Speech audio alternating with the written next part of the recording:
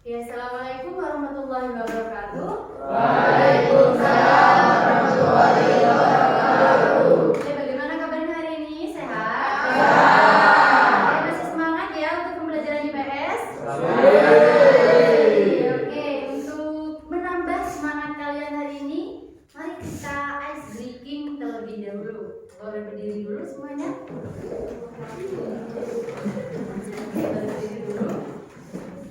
Oke, kalau saya bilang tepuk 1, tepuk 2, tepuk 3, tepuk 4, tepuk 5, seperti itu ya?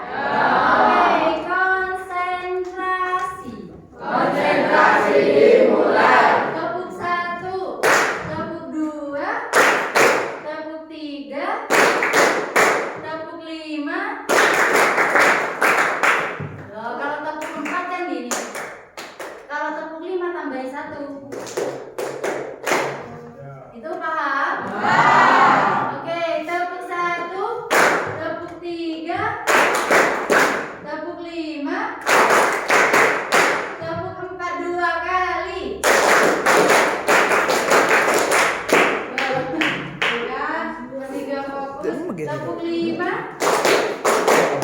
tepuk 5 3 kali.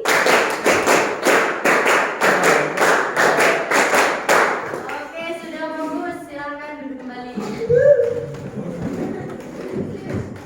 Oke, hari ini kita akan belajar tentang masyarakat jaringan. Sebelum kita memasuki materi ini, kalian pernah belajar apa sebelumnya? Sebelum materi masyarakat jaringan, masih ingat? Kalian mempelajari tentang apa? Tentang uang dan lembaga keuangan. Masih ingat enggak? Ada berapa fungsi uang? Fungsi uang ada berapa? Banyak, Mas Dimas. Apa? Fungsi uang masih ingat? Ada berapa?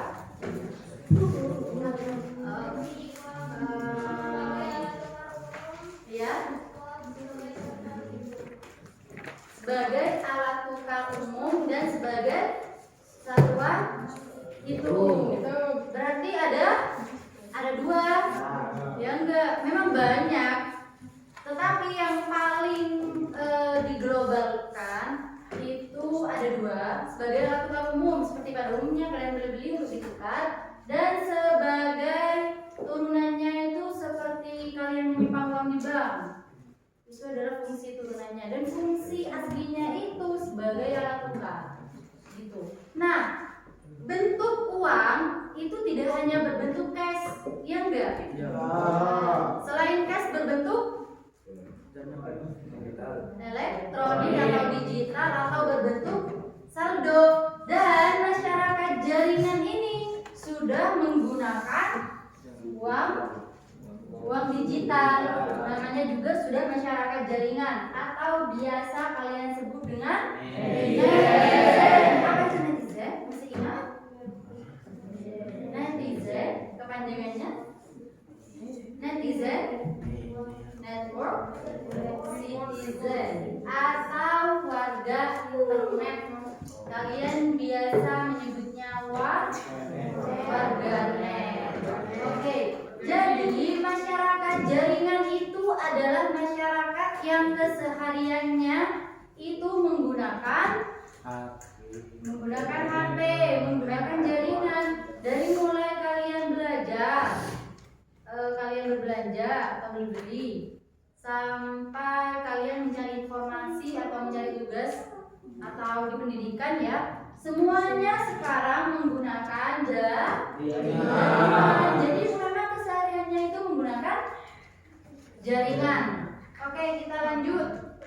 Nah, di sini ada tokoh-tokoh pengemuka pendapat tentang apa sih itu masyarakat jaringan. Yang pertama ada Stein Brayton, Manuel Castells, dan Jan van Dijk. Oke, kita lanjut. Oke, yang pertama ada Stein Brayton. Nah, jadi beliau ini adalah sosiolog yang berasal dari Norwegia. Nah, beliau yang memperkenalkan pertama kali tentang masyarakat jaringan yang berasal dari kata Netsampan pada tahun 1981. Oke, jadi beliau yang pertama kali mengenalkan masyarakat jaringan karena beliau melihat masyarakatnya sudah banyak menggunakan jaringan pada saat itu. Jadi beliau berinisiatif untuk meneliti atau mengemukakan pendapat, oh jadi masyarakat yang menggunakan jaringan itu disebut dengan masyarakat jaringan atau yang kesehariannya itu berkaitan dengan jaringan. Nah, istilah tersebut merujuk pada sebuah tipe masyarakat yang ditopang oleh teknologi informasi dan komunikasi. Jadi informasinya sudah searching di internet, terus komunikasinya juga sudah menggunakan jaringan. Jadi jarang bertemu langsung seperti ini. Ya enggak? Seperti kalian pada masa pandemi? Ya, full 1 tahun. Kalau tidak salah ya, full 1 tahun kalian menggunakan gadget. Ada yang benar-benar sekolah atau hanya ada yang sekedar sekolah saja. Seperti itu, ya kan? Oke, lanjut. Setelah ada Steinbreiten, selanjutnya ada Pak Manuel Castells. Jadi Pak Manuel ini setelah mengenal atau setelah Steinbreiten memperkenalkan istilah warga masyarakat jaringan tadi, jadi beliau ini semakin meneliti. Jadi lebih intensif penelitiannya. Oh, ternyata Steinbreiten ini mengungkapkan bahwa masyarakat jaringan itu seperti ini. Jadi beliau ini melakukan penelitian lagi lebih intensif. Oh, seperti apa sih masyarakat jaringan ini menurut Pak Steinbreiten? Jadi Pak Manuel ini melakukan penelitian lagi, lebih intensif lagi, sampai beliau menerbitkan sebuah buku dari hasil risetnya yang berjudul The Rise of the Network Society. Seperti itu. Bisa dipahami? Ada yang mau ditanyakan sebelum kita lanjut? Tidak ada? Oke, kita lanjut. Setelah ada Manuel Castells, nah ada Jan van Dijk. Oke, jadi beliau ini adalah seorang sosiolog berkebangsaan Belanda. Beliau ini juga mempunyai peran penting terhadap masyarakat jaringan, terhadap tentang masyarakat jaringan itu seperti apa. Beliau ini juga mempunyai peran penting. Nah, beliau mengemukakan ciri-ciri masyarakat jaringan. Yang pertama itu individualisasi. Ada yang tahu apa itu individualisasi? Individu. Iya. Oke. Orangnya tuh lebih cenderung lebih suka menyendiri. Gitu. Karena ada gadget, ya enggak. Jadi meskipun istilahnya ada gempa bumi, mungkin kalau masih ada ini, gempa. Tapi yang ini, yang lain pada lari-lari, dia itu santai aja. Saking ini ya, saking khusyuknya, bukan baca melihat HP. Oke. Nah, gaya hidup dinamis. Ada yang tahu apa itu dinamis?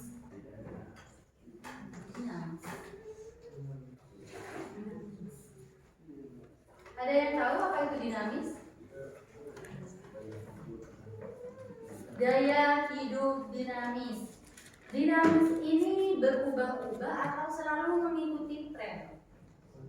Ya, atau sama K-pop. Tahu, ya enggak? Ada yang suka K-pop di sini? Ada banyak. Biasanya cewek-cewek suka K-pop. Ya enggak? Ada apa sih? Nama boybandnya K-pop itu? Kim Jong. City. Ada Blackpink. Nah, jadi gaya hidup dinamis ini terkadang masyarakat kita itu tidak tahu dengan budayanya sendiri, tapi malah meniru budaya asing. Ya enggak? Oh, ternyata di Korea itu lagi tren orang-orangnya itu pakai crop top. Ditiru sama kalian, sama remaja-remaja, sama orang-orang yang memang suka idol K-pop itu, ditirulah. Oh, ternyata pakai crop top. Oh, ditiru, beli juga. Kita online yuk, K-pop nih lagi tren sekarang gitu. Jadi kalian tiru. Terus ada lagi model rambut. Kalau cowok-cowok tren rambut biasanya, oh tren rambut yang lagi viral atau lagi tren atau lagi keren saat ini tuh apa? Oh cepmek. Iya, ada model cepmek gitu. Apa katanya? Iya enggak? Ada yang model cepmek di sini.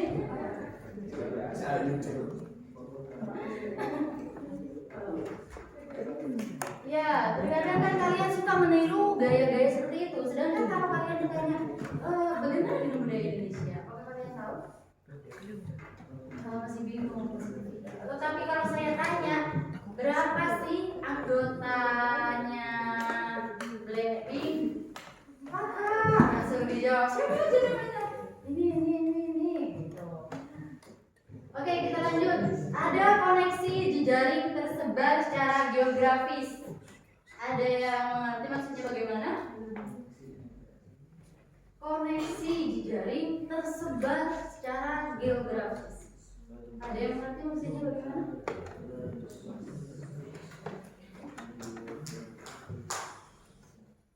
Jadi maksudnya itu jaringannya itu sudah tersebar ke seluruh wilayah. Jadi semisal kalian hidup di Jember, terus kalian mau tahu info di daerah Jakarta atau daerah Jawa Barat atau mungkin Surabaya, kalian tinggal searching aja, ya kan? Oh bagaimana lagi? Oh di sana itu sedang ada apa ya hari ini? Tinggal lihat saja di Google.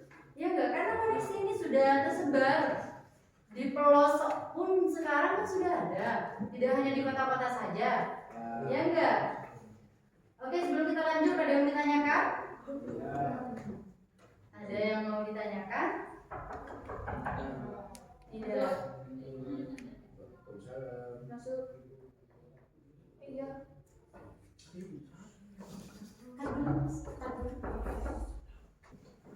Oke, kalau tidak ada pertanyaan, saya lanjut ke materi berikutnya.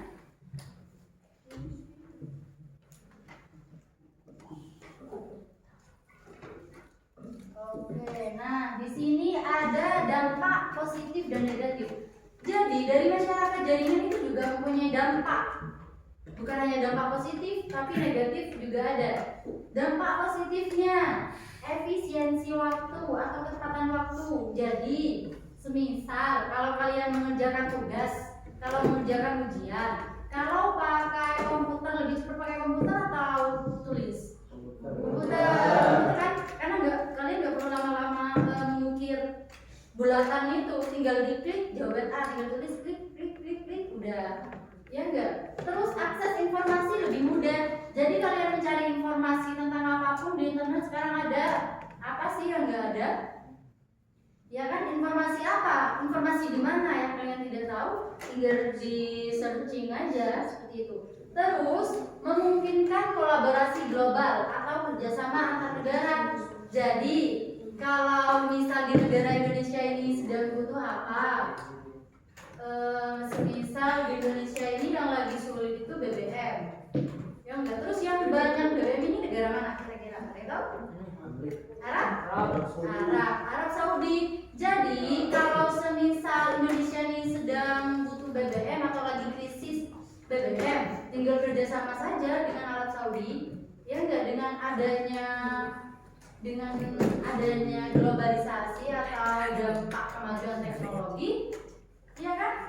Tinggal kerjasama saja. Oh di Indonesia ini sekarang ini lagi butuh BBM sekian. Oh ternyata di Arab Saudi ini kebutuhannya apa kira-kira yang bisa kita ekspor ke sana? Seperti itu. Paham? Paham. Oke lanjut, ada dampak negatif. Tahu sama kesenjangan? Ya, kalian kan kalau ini suka bikin hashtag di TikTok kesenjangan akhlak. Ada yang bilang lagi oh kesenjangan ini kesenjangan sosial. Terus kalau kesenjangan digital itu ada yang tahu apa kesenjangan digital? Kesenjangan, tahu sama kesenjangan? Apa kesenjangan? Ada yang tahu sama kesenjangan? Ketimpangan, perbedaan. Iya. Kalau kesenjangan sosial kesenjangan sosial. Perbedaan kan, perbedaan sosial, ada yang tinggi, ada yang rendah, ada yang sedang, seperti itu. Oke, nah kalau kesenjangan digital ini, karena tidak semua orang bisa mengakses informasi di dunia digital, maka dari itu dampak negatifnya itu adalah kesenjangan, ketimpangan. Jadi kalau semisal di wilayah ini, di wilayah Silo ini, masyarakatnya sudah menggunakan digital semua. Beda lagi kalau kita ke Jawa Barat, tahu sama suku Baduy? Suku Baduy pedalaman tidak boleh mengakses informasi. Jangankan mengakses informasi digital teknologi, memakai sabun saja boleh nggak? Tidak boleh, harus serba alami semua. Iya enggak? Karena itu adalah dari budaya mereka. Mereka menjaga budayanya agar tetap asli sebagaimana dari nenek moyang mereka. Akhirnya teknologi informasi tidak diperbolehkan diakses oleh masyarakat dari pedalaman. Itu sudah paham?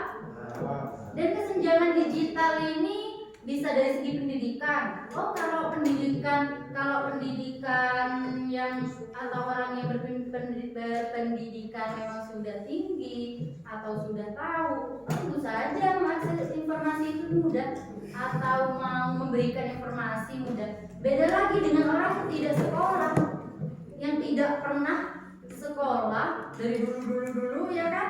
Kalau dulu kan beda dengan zaman sekarang. Kalau orang zaman dulu mau bersekolah saja sulit, hanya orang-orang elit saja yang bisa mengakses pendidikan seperti itu. Lanjut, penyebaran disinformasi yang disengaja. Ada yang tahu sama disinformasi? Hoax, ya. Disinformasi itu informasi yang belum diketahui kebenarannya, tapi sudah disebarkan. Nah, ini kalian hati-hati juga. Kalau ada informasi, jangan hanya katanya, tapi memang faktanya. Oh iya, katanya itu ini gini. Oh, enggak, tapi faktanya mana? Terbukti enggak? Kalian harus seperti itu. Ya, sebagai orang yang sudah berpendidikan, jangan mau kalau hanya dikasih informasi katanya, tapi memang faktanya mana? Harus ada bukti, ya. Jangan mau kalau hanya dikasih janji manis saja.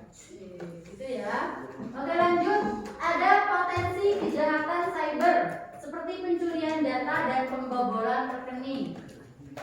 Ini juga harus berhati-hati. Biasa kalian sebut apa? Hacker itu orangnya, hacking itu pekerjaannya. Dia nge-hack akun kalian itu atau rekening kalian itu mudah saja. Kalau kalian tidak berhati-hati, hati-hati apalagi dengan pemberian data pribadi. Kalau kalian misal nanti sudah punya KTP, hati-hati jangan mudah tertipu. Seperti itu. Ada yang mau ditanyakan? Tidak ada? Oke, kita lanjut ke kesimpulannya. Oke, jadi kesimpulannya itu adalah masyarakat jaringan itu adalah masyarakat yang seluruh aspek sosial.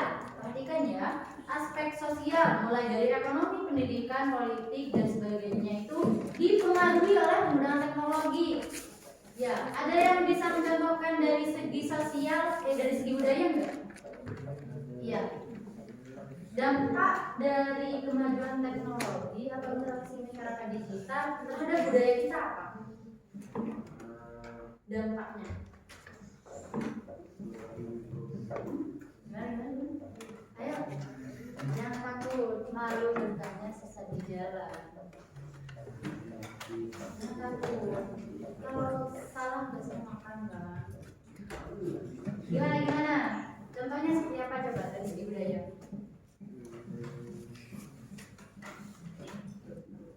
Oh, jadi masyarakat Indonesia itu, apalagi terutama remajanya, itu jadi kurang mencintai budayanya sendiri. Karena apa? Karena sudah banyaknya budaya asing yang masuk, ya enggak? Terus kalian malah tidak mempelajari budaya sendiri, ya tambah hilang budayanya, tambah memudar, lama-lama negara kita bisa diambil nih sama negara lain, budaya kita lama-lama bisa diambil. Kalau tidak ada yang melestarikan, ya enggak? Ya. Oke. Komunikasi global dan instan, dominasi teknologi informasi komunikasi, serta perubahan pola interaksi. Jadi komunikasinya itu lebih instan, lebih mudah, dan juga dominasi oleh teknologi informasi dan komunikasi, serta perubahan pola interaksi. Jadi pola berinteraksinya itu sudah berubah. Ya enggak, dari yang awalnya kita bisa kalau ada keperluan harus bertemu, sekarang enggak di WA. Di mana? Saya ada kepentingan nih, bisa ngobrol juga sebentar. Itu lanjut. Nah, ada dampak positif dan negatif, akses informasi lebih mudah, dan penyebaran disinformasi potensi kejahatan cyber. Jadi hati-hati dengan dampak negatifnya ya. Ya, oke. Jadi untuk tugasnya silahkan kalian membuat tabel. Kalian membuat interaksi positif dan negatif ditulis. Seperti itu. Ya, paham? Oke, jadi saya akhiri sampai sini. Kurang lebihnya mohon maaf. Wassalamualaikum warahmatullahi wabarakatuh.